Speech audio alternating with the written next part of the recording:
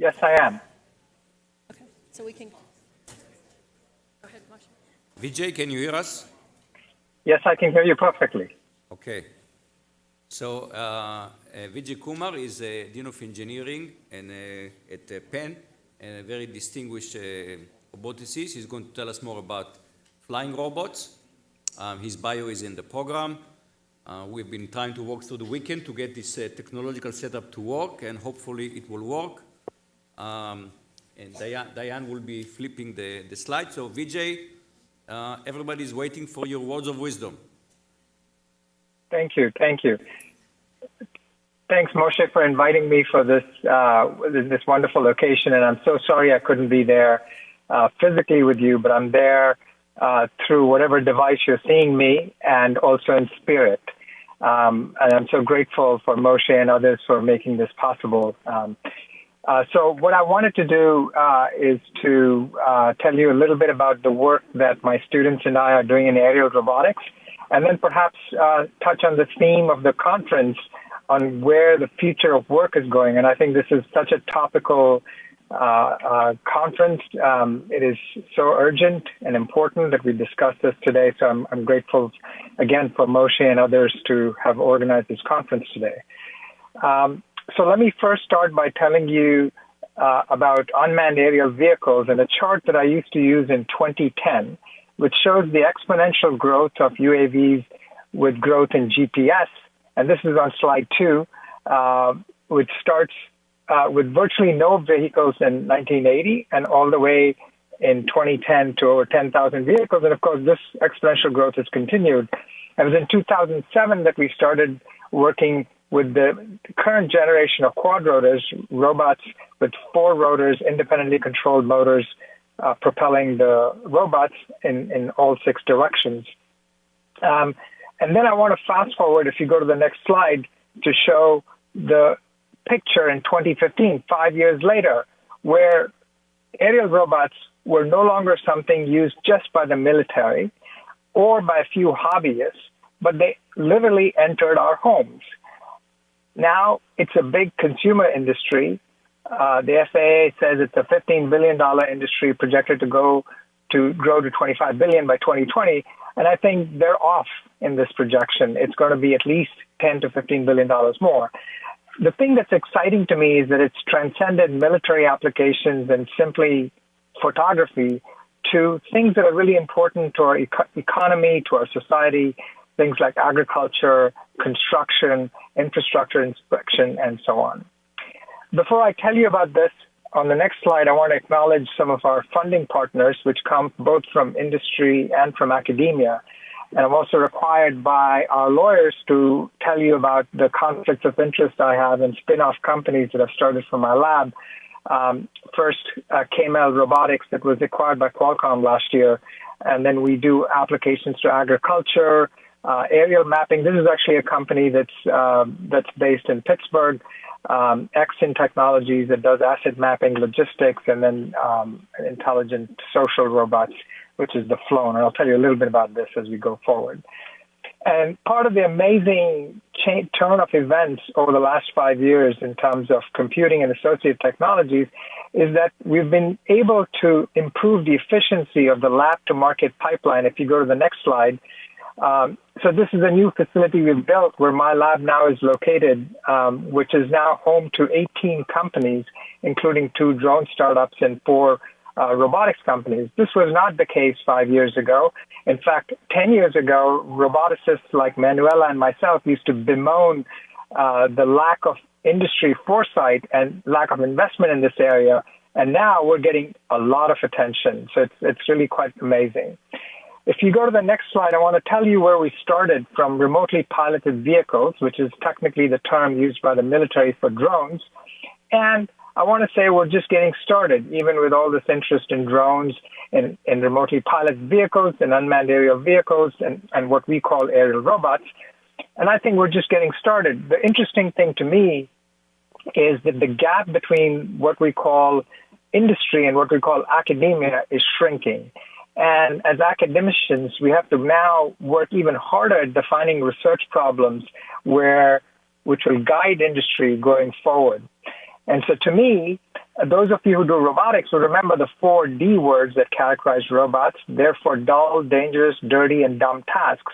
So I like to think of 5 words that start with the letter S. If you can hit the animation click, these 5 S words are small, safe, smart, speed, and swarms. So we want to make small robots. We want to make them safe. We want to make them smarter, the theme of this conference. We also want to think about speed, not necessarily in terms of doing a 100 meters dash, but in terms of being able to react quickly to things in the environment. And then finally, as we make things smaller, because the capability of individual robots essentially must decrease with size, we also want to think about collaboration, how we can get teams of robots to work together. In the next slide, I want to show you some examples of tasks that motivate us. So search and rescue is an obvious one. We'd love to reach the point in time when robots are the first responders, not to eliminate humans, but to essentially guide humans as they perform their tasks and to make sure that no human search and rescue workers come in harm's way. If you go to the next slide, you'll see one of our robots that's operating in apple orchards, and it's doing 3 things. It's trying to assess the quality of health of individual plants. It's trying to estimate the yield of that plant by counting the number of fruits, and it's essentially trying to look for the lack of moisture, which would then motivate us to think about automated irrigation systems, given that water is a precious commodity. And on the next slide, you will see that we are looking at applications in security and first response, and again, along the lines of thinking about robots as first responders. So this is a swarm of robots operating near our campus. Actually, I should pause and find out if there's anybody from the FAA in the audience. If you are, I'll assure you that this is actually our Canadian campus that we've just started. And on the next slide, I'll show you the smallest robot that we've built. This is 11 centimeters tip to tip. It weighs about 20 grams, consumes only 6.5 watts of power, and can travel at a max speed of 6 meters per second. Now, 6 meters per second doesn't seem like a lot, but if you normalize it by the body length, which is about 50 body lengths per second, so you have to then imagine a 787 flying 11 times the speed of sound to get that kind of a ratio. So why smaller and safer? Well, we can see these examples in nature. So if you go to the next slide, you will see a video of honeybees that's been slowed down by a factor of 20. You can find this on YouTube. And essentially shows how honeybees, because of their small size, they have lower inertia and they're able to resist collision. So they don't think a whole lot about collision avoidance. This is very different from the way we think about large-scale robots. Like when we build them, the first thing we worry about is avoiding collision with the environment. Well, these little honeybees not only collide with the environment, they collide with their neighbors, and they get along just fine. And it is this kind of resilient behavior that we want to incorporate into our robots. If you go to the next slide, which is slide 12, you will see the comparison between 2 robots we've built. The one on the top is about 500 grams and half a meter in size. The one on the bottom is about 50 grams, and it's about 25 centimeters in size. And one of the things we've observed after building generations of these is that there are many scaling attributes that work in our favor. In particular, the maneuverability goes as 1 over the length scale. Something we call the basin of attraction, which is essentially a measure of robustness to collisions and perturbations, goes as 1 over L to the power 5 over 2. Simply speaking, if you take the length and you reduce it, everything scales in a way that makes the robot more maneuverable and improves the robustness properties of the vehicle. And this is where we're trying to go towards when we think about small robots can perform a variety of actions. These are the kinds of properties we're looking for. On the next slide, you'll see a video which has been slowed down by a factor of 20, showing 2 robots colliding in midair. So this is probably the first planned midair collision two robots going at each other at a relative speed of 2 meters per second. Now, I don't know who you are in the room, but if you and I were to walk towards each other at this relative speed, you can be sure that one of us is going to be knocked over, depending on how heavy we are. But you can see because of the small size, these robots are able to react quickly to collisions and stabilize. So these are two of my favorite S words, small and safe. I want to switch to the third S word, which is speed. And if you go to the next slide, you will see a picture of a vehicle that we call the Falcon, which is flying at a speed of 20 meters per second indoors. So 20 meters per second is like 72 kilometers per hour. So that's a pretty fast speed indoors, not because of the speed itself, but because of the rate at which it needs to sense the environment and it needs to react to features in the environment, oftentimes an environment it has never seen before. To motivate some of the challenges here, I want to first think about how you control something like this. So let's first talk about the control software. If you go to the next slide, which is slide 15, you'll essentially see a very simple block diagram that shows how we control the robot. Now, anybody who has had a basic course in controls will recognize the concept of a feedback loop being played here. The key thing to notice here is that we have three nested feedback loops. The innermost loop focuses on simply controlling the attitude, maintaining the desired orientation, which runs roughly 1,000 times a second. The intermediate loop controls the position, and that runs roughly 100 times a second. And the outermost loop thinks about planning trajectories in three-dimensional space. All of this relies on sensing and computing, and of course, actuation that has to be done on board. I want to tell you a little bit about the building blocks that you see in this picture. I'll start first with the trajectory planner. So this trajectory planner essentially determines how to go from point A to point B in the presence of obstacles. So this is a difficult problem because in general, you have to consider the dynamics of the robot, which live in a 24-dimensional state space. However, through clever techniques, if you go to the next slide, which is slide 16, we use something called differential flatness, an inherent geometric property of the vehicle, to simplify the planning. Here you see the vehicle executing smooth trajectories through obstacles, and it really doesn't matter if the obstacle is moving. As long as the robot knows where the obstacle is, in a fraction of a second, it can plan trajectories to go through the obstacle. In this case, it's a hoop. But of course, if the obstacle were bigger, it could go around the obstacle if necessary. So this framework we found to be pretty useful, and this is the outermost feedback loop, the trajectory planning loop. The innermost loops require on more fundamental ideas in control theory, nonlinear control theory, which I'm going to skip over. But I want to point out, if you go to the next slide, which is slide 17, these ideas can also be used for other types of tasks, in this case, coordinating flight, vision, and grasping. As you can see, this robot picking up things at a relative speed of 2 meters per second or 3 meters per second. So the birds fish for fish, our robots fish for Philadelphia cheesesteaks or hoagies. And you can see this split-second coordination again between flight and manipulation. And Manuel and I used to exchange these jokes about videos that roboticists used to show that were sped up by a factor of 4, by a factor of 10. And both of us like to show videos that have to be slowed down so that you can actually see what's happening in the video. And here's another example of the same framework being used to transport suspended payloads. A robot that has to carry a payload through a narrow aperture, and the length of the aperture is smaller than the height of the payload, and the robot essentially has to bring the payload in before entering the aperture.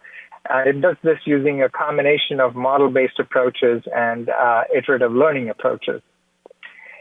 So this is the framework of planning. But now on the next slide, I want to come to something more fundamental, which has to do with autonomy. So if you look at autonomy, by the way, interestingly enough, PowerPoint crashed at my end. I hope things are going smooth at your end, because PowerPoint had to check for updates for whatever reason. So I'm going to just boot up my laptop.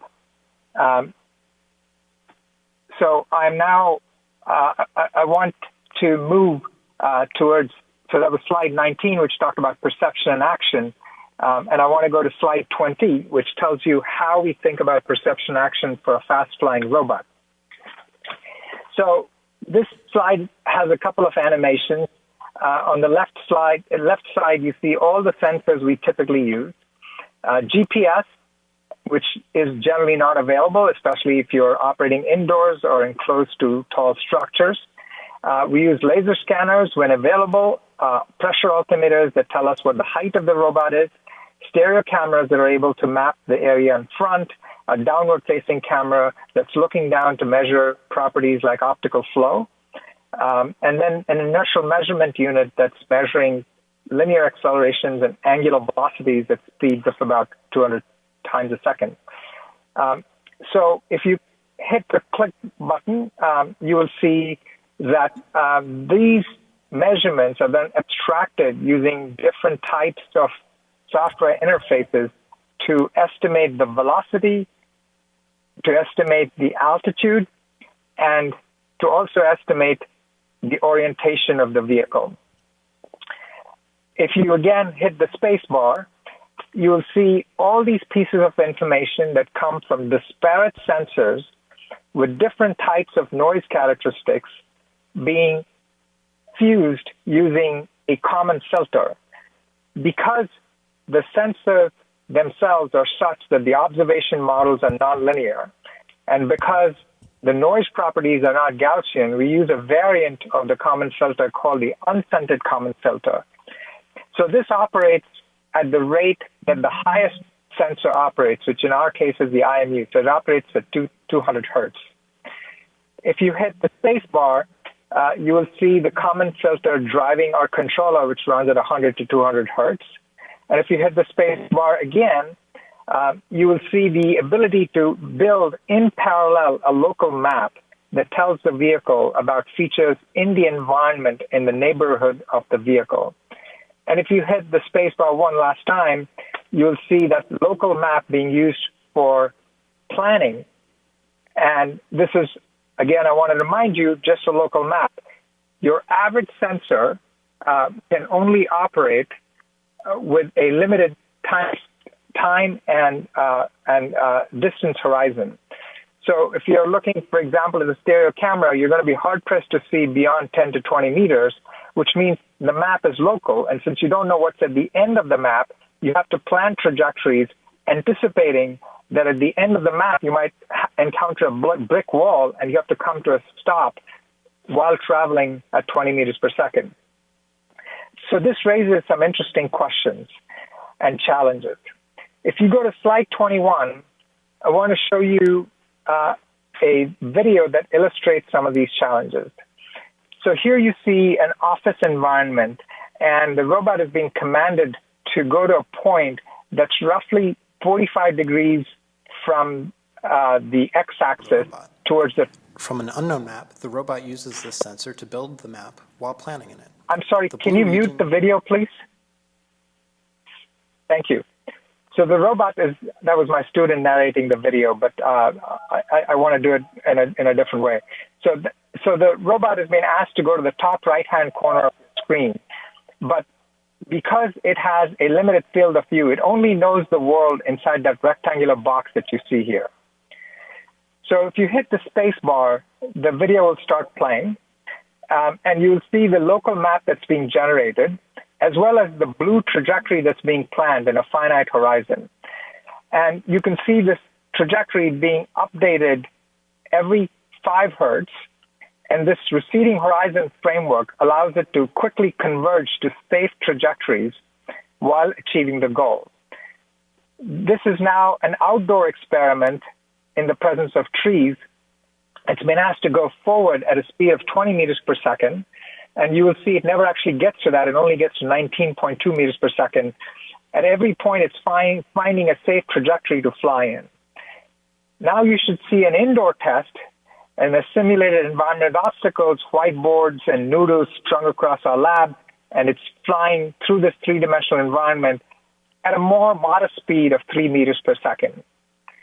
And then finally, you'll see an outdoor experiment with a LiDAR, again, in our Canadian campus, where we have lots of trees outside our lab, and you will see it navigating this three-dimensional environment, avoiding trees, and it's simply been asked to go to the front of the building, and it doesn't get GPS information. It's mapping information that it sees around it based on its sensory measurements. So these perception action loops essentially solve the problems of object recognition, obstacle mapping, and obstacle avoidance, as well as figuring out how to navigate, in other words, the control and the planning problem. If you go to the next slide, slide 22, you'll see examples of more three-dimensional environments. Again, our robot flying indoors through complex environments, this time using a nodding LiDAR, first in our lab, and then in a indoor track. And you know, one of the things we found to be quite challenging to do is when a robot flies at 3 meters per second, you're pretty much reaching the limit of our physically talented students. It's just hard to run at that speed. And so we really have to look for safe havens, if you will, to do these kinds of experiments. So this is a limit to what we can test in an indoor setting. If you go to slide 23, you will see the benefits of these kinds of experiments, a benefit that's a byproduct. So I can simply take all the data the robot has collected and then put it together and build a really nice map. The robot itself is not interested in this map, but a human operator that is then looking at the data can interpret this data better. So this is an example of a 5 centimeter by 5 centimeter by 5 centimeter resolution map that's been built using a combination of LiDARs as well as cameras. This was our old lab, and you can see with all the clutter in the lab, the main screen showing the map and the video on the left-hand side showing the actual video that's collected. So that was slide 23. I want to go to slide 24. And one of the things we've noticed, or it should be quite obvious over the last 5 years, is if you look at the platforms we've built, it's actually quite difficult to achieve the kinds of autonomy I just showed you at the smallest size. So we built vehicles going from 20 grams to 3.5 kilos. Well, in the 3.5 kilo vehicle, we're putting more sensors on board. And the reason it becomes so heavy is because you need bigger motors, bigger batteries to power those motors, which in turn requires even bigger motors. And the scaling goes in the wrong direction.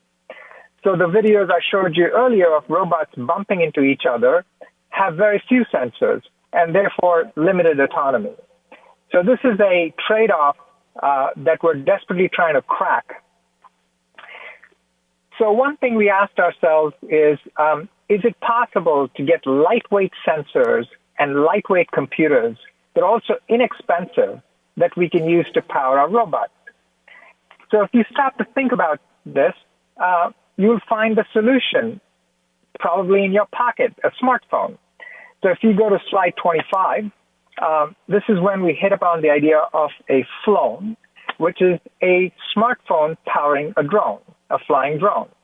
So in this video, this is a Samsung Galaxy 4. It is not the Note 7. And this phone has all the software that I described to you, minus the mapping. It runs the software as a standard app, which you can download. And the only thing customized here is essentially the USB cable. And we try to, USB cables are heavy, and we want to have the lightest possible cable, so we have to actually cut it short and make our own cable. The drone that you see at the bottom, it happens to be ours, but you can buy something from Shenzhen in China for $99. because all it has is essentially the low-level autopilot. All the software essentially runs on the smartphone. And more recently on slide 26, you will see we've stripped away, and again, could you mute the video, please? You'll see the video of a phone minus everything that you need to operate the smartphone. So again, now all the sensing, all the computing is done on board, and this is a completely unknown environment. The robot finds the windows with some help usually, but it's able to, once it knows where the windows is, it's able to navigate the window or travel around the obstacles. And it does this again with all the computing being done on board. So if you look at this task, again, there are three basic things you have to do. First is you have to understand the environment. Second, you have to figure out how to navigate the environment. And then third, you actually have to estimate your position in the environment and control your position in the environment. So all three tasks are being done on board with this Qualcomm Snapdragon processor. And of course, this is in collaboration with Qualcomm. With former students who started K-Mel Robotics, and now they're part of Qualcomm Research. And again, you can see we can get to fairly high speeds and 15 meters per second squared, which is 1.5 Gs of acceleration. So let me talk a little bit about swarms. This is my last S word before I try to wrap up with some general comments. So why swarms? Well, the motivation for swarms, if you go to the next slide, and you should see a picture of starlings, several pictures of starlings off the coast of Denmark. This is about 500,000 starlings, different snapshots showing the incredible formations that they form in midair. And they do this effortlessly. They adapt from one formation to another while moving. So we've spent a lot of time trying to figure out how we can get robots to do this. And while we are able to create formations like this, our solutions are probably nothing like what starlings employ or any other organism in nature employs.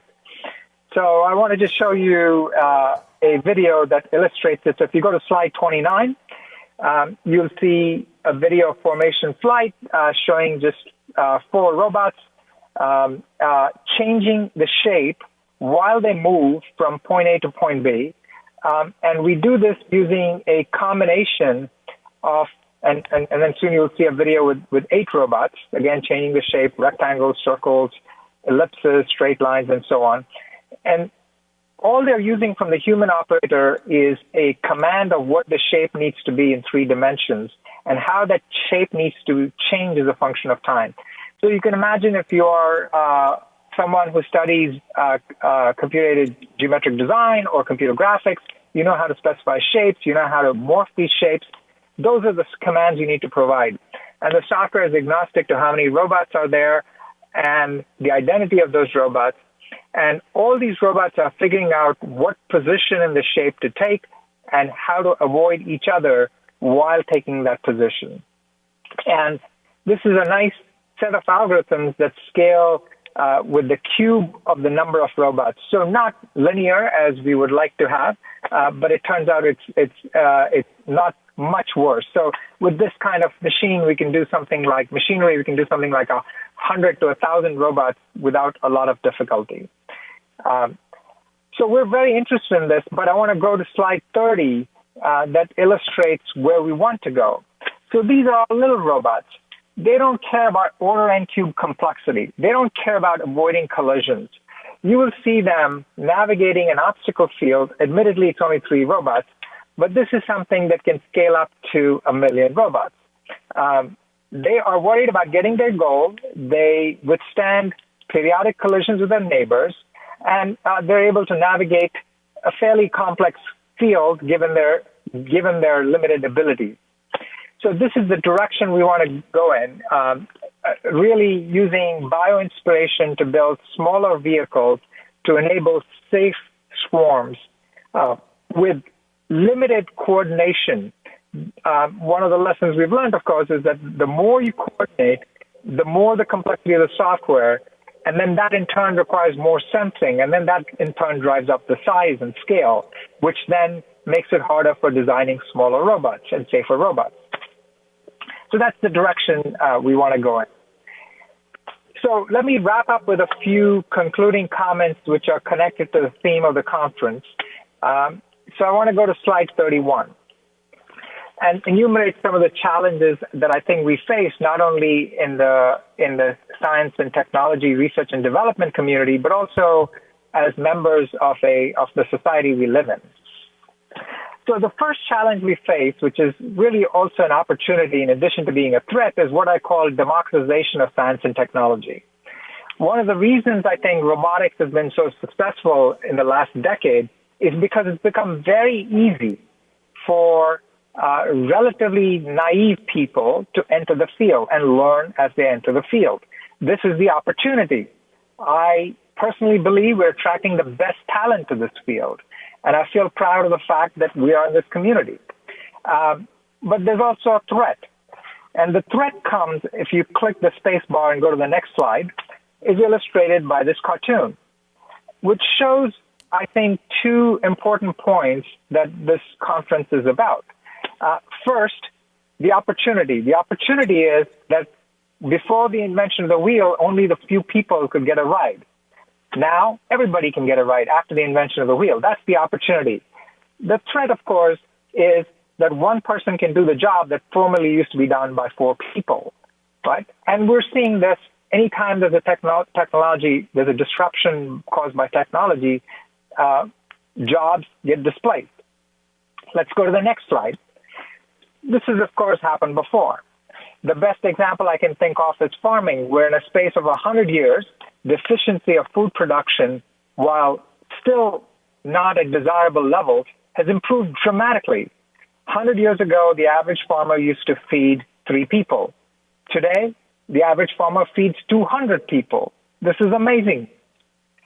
But a consequence is less than 2% of the workers are farmers. Well, that number used to be 33% 100 years ago. Manufacturing changes have happened much faster. So if you look at U.S. output over the last 30 years as measured by the contribution to the gross domestic product, this has doubled over the last 30 years. And it's happened with 33% fewer workers. And of course, in this backdrop of the geopolitical changes that are happening, not just in the U.S., but also in Europe, this is something worth thinking about. And as technologists, we can take pride in the fact that the production efficiency has doubled over the last 30 years, but we also have to accept the blame. I can go on and on. We can talk about weavers. Of course, we have to go back to the Industrial Revolution for that. We can talk about the secretaries, paralegals. And by the way, with paralegals, it's been interesting. It's true that today there are many software packages that do the job of paralegals, but actually paralegals are more in demand than before because all of a sudden the number of things that could be done by law firms has just dramatically exploded, and they're hiring more paralegals. Not necessarily lawyers, but paralegals. So jobs have been displaced before, and in many cases, new jobs were found. And the question is, what will happen this time? So this is slide 33. If you go to the next slide, which is slide 34, there are many popular books. Martin Ford has written a very popular book on Rise of the Robots. Jerry Kaplan, Humans Need Not Apply. I love this quote, automation is now colorblind. It doesn't matter if you're a white-collar worker or a blue-collar worker, your job can be taken away. And there's this Oxford study, the 2013 study, that essentially catalogs all possible jobs and the probability that these jobs could be taken away. So the question is, what happens this time with the advent of AI? And I think a lot of these fears are somewhat irrational in a certain context. So let me go to slide 35 and remind you of this phrase used by Alan Greenspan exactly 20 years ago when in the fall he talked about the irrational exuberance of the stock market and the fact that we were living in a bubble. And here are my 6 favorite reasons for why I think we're living in a bubble about AI. Why the Valley and in the Boston area, there are many investors pumping lots of money into artificial intelligence, which is great for the field, and into robotics. But I think their belief in the technology is misplaced. And I think Manuela said this as well towards the end of her talk. So my 6 favorite facts are the following, observations are the following. Just because you can crunch through large amounts of data, it doesn't mean we're truly learning. And it certainly doesn't mean it translates to new knowledge. So the amount of data might be doubling every 9 months, but the amount of knowledge by no means is doubling every 9 months. The second mistake we make is I showed you today examples of making rapid calculations about complex physical phenomena very, very quickly to enable autonomous flight. But that doesn't mean my vehicles are autonomous in a fundamental way. So sure, computing has improved, storage has improved, communication has improved, but I don't know that we've made dramatic advances in autonomy. The other thing that people will claim is that now object recognition, as an example of what AI has been successful at, is now solved. If you look at most computer vision experts, they'll say, well, give me a database of objects and I can find the object you're looking for with 90% accuracy. That is wonderful. But for true autonomy in robotics, you need something like 99.99% accuracy. This, I believe, is exponentially harder to achieve. You can't simply throw data at it because you need exponentially more data, which in turn requires exponentially more storage and exponentially more computing. And of course, everyone will tell you that exponential is the new linear. But that I don't know is true. So I refuse to believe that. Then the fourth point I want to make is that in many of the things you do in robotics, you need not only perception, but you need also action. So action by itself is also exponentially hard. In fact, much of what we see in terms of learning as applied to action is on discrete state spaces, the kind of things I told you. So imagine going in fast flight from just images and readings from laser scanners to receding horizon plans for robots. This is just very, very, very hard. And we haven't even talked about tasks that require physical contact. While we may be able to solve incredible problems using deep learning techniques, the fact is our average robot, in fact, I want to say our best robot, has lower dexterity than a 3-year-old child playing with Lego blocks. So I think tasks that require physical contact, particularly manipulation, are much, much harder than driving or flying that I showed you. And then finally, human-machine collaboration is extremely important. And yet, we don't know how to understand the representations that humans have and how to map it onto representations that machines have. We can do it at some very, very simple levels, but unless we make significant inroads into issues of representation, I think this problem is hard to solve. Unless we solve this problem, to have perfectly autonomous machines is going to be very, very hard. So finally, in 36, I want to argue, and I challenged our entering class with this picture. This is the class of 2020. They come in with this expectation that the more they learn, the more money they'll make. And actually, this picture is not a rectangular picture. It should be like a pyramid because a lot of people with very low skills that are earning very little money. And as you go to the top, at the top of the pyramid, there are very few people who are able to make the advanced, the analytical decisions that need to be made. And presumably they have a lot of training, so they earn a lot of money. So fast forward 4 to 5 years, and you ask yourself in slide 37, which are the jobs that are most likely to be disrupted? So I claim that the jobs at the bottom are the least likely to be disrupted in a very funny way. Think about tasks that require labor, manual labor, physical labor. It's going to be very hard for us to develop machines that will automate these tasks in the short term. On the other hand, it's jobs that require some modest skills that can be easily automated. In fact, a graduate with a 4.0 degree may well be the person who has the skills that can easily be computerized. So if you look at the 2 middle rows, that's where the disruption will happen. And it's very hard to tell somebody with a college degree, oh, it doesn't matter. Why don't you just go back to doing unskilled labor because there are plenty of jobs there. It doesn't work that way. And I think we've seen that in this election. The working class people felt shortchanged, in particular because there were opportunities at the lowest level as the minimum wages increased. But that's not the job they wanted. They wanted jobs that were befitting their training.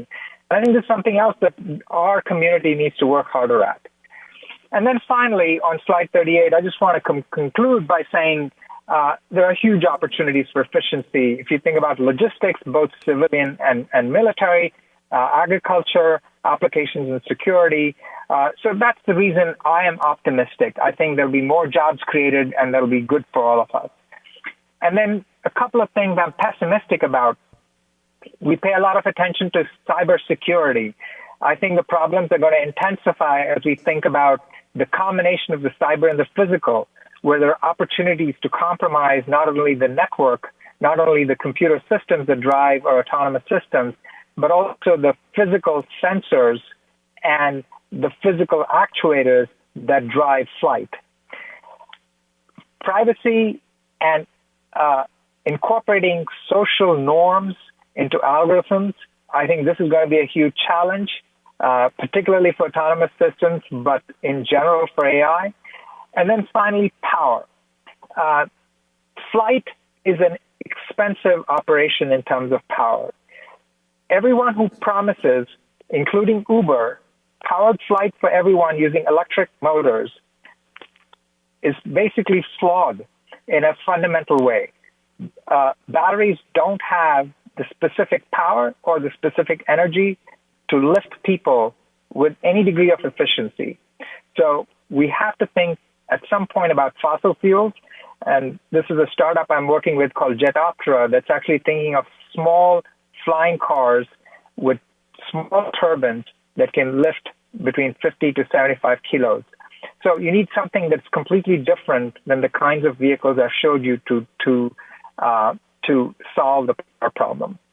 So let me stop here. I hope I have not run over, and I'm happy to take questions if you have time. Thank you.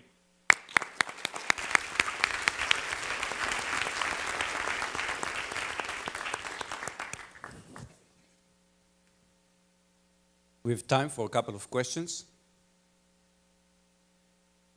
Please go to the mic. Yes, hi. My question is related not only at what jobs are we going to lose or maintain, but how will jobs change? So in a world where AI can do much better decisions regarding somebody's symptoms and the illness that they have and the potential course of treatment, the role of the physician might be much more focused on building relationship and trust that a machine cannot build as accurately. So can you talk a little bit about the change in the roles versus, what's going to stay and disappear? This is a great question. I think in addition to the issue of trust, which we certainly don't even have models for, I think there's also a question of verification. So there are two things. One is, how do you know the software is doing what it's supposed to do? And then the other question, which is the question of trust, is it actually trying to do what you intended for it to do, or the other way around if it's a human-machine exchange. So I think I would argue that we are not close to doing this, although in the next 5 years we'll probably see significant advances. But going back to the crux of your question, so the pyramid that I talked to you about, or the rectangular table, and this is exactly the point I want to make. So if you look at someone who is skilled at taking exams and who has a grade point average of 4.0, chances are that person is skilled at answering quote unquote routine questions. Those are exactly the questions that computers are very good at answering, right? On the other hand, someone, and again, I'm being a little facetious here. I'm the dean of a Ivy League engineering school, and I shouldn't be saying this, but it could be that someone who has a B plus or a B minus, who has the ability to think laterally, who has what people call emotional intelligence, might be more likely to succeed in this kind of a setting. But again, all of this will only work if we truly work on the representations, questions of representations, how humans and machines can share representations to enable true collaboration. And I don't think we have done a very good job in this respect. Please, next question. Actually, I may draw upon this from a different perspective than most people in the room because I'm a current undergraduate student. And so I'm actually really interested in this discussion regarding what sort of skills are going to be most necessary and what sort of skills will be easiest to automate. I was wondering if you could elaborate just a little bit on what you believe regarding which specific skills within education and which educational philosophies perhaps would be best for approaching this problem, or what a good starting point might be for having conversations about how we can best prepare people to enter careers or create new careers that are outside of the realm of what can be easily automated. Another great question, and by the way, the comments I made about Penn extend readily to Rice undergraduates as well. So I appreciate you asking me this question. So I think one way of thinking about this is you look at what experts project as what jobs will be available in the future, and it's instructive to go to the Bureau of Labor Statistics and look at their job projections, and you will see that 85% of the new jobs that they expect to be created in the STEM field are basically computer science and engineering. So one question you can ask is, what if you're not a computer scientist or an engineer? Well, today, even if you are a liberal arts major, but I'm fond of saying that technology is the new liberal art. I think it's an essential liberal art. I think even if you're a liberal arts major, you should try to expose yourself to as much technology as possible. And by the way, I mean technology in the broader sense, not just information technology. So for instance, if I look at the new advances now that are being made, even understanding Shakespeare, they're being done by using methods in data science. Similarly with the visual arts, I think to understand how impressionist paintings or Impressionism and Cubism were related, people are actually able to look at features that humans may not readily see, but using computers, and actually correlate the flow of ideas over a century. So I do think that exposing yourself to technology is the surest way to ensure that you don't become irrelevant. I think the other thing is that we have to become used to the fact that so again, going back to my parents' generation, the expectation was in 4 years, I'm done with my undergraduate degree and I'm done learning. And now I'm going to practice and people are going to benefit from what I've learned. So nothing could be further than the truth today. As professors today, as a professor myself, I'm constantly challenged by new things that are happening in the field. And I find myself going back to the drawing board and reading things, taking courses, online courses on Coursera, for instance. So I think that's the kind of mindset that students need to have. And ultimately, if you expose yourself to a wide range of skills, I think the ability to think laterally, to connect the dots, I think that comes naturally. So those are two pieces of advice I can offer for those who are undergraduates here today. Thank you. Running a bit out of time, but there will be another Q&A session this afternoon with Dr. Kumar, and please come back and continue the conversation. Thank you again, Vijay. Thank you.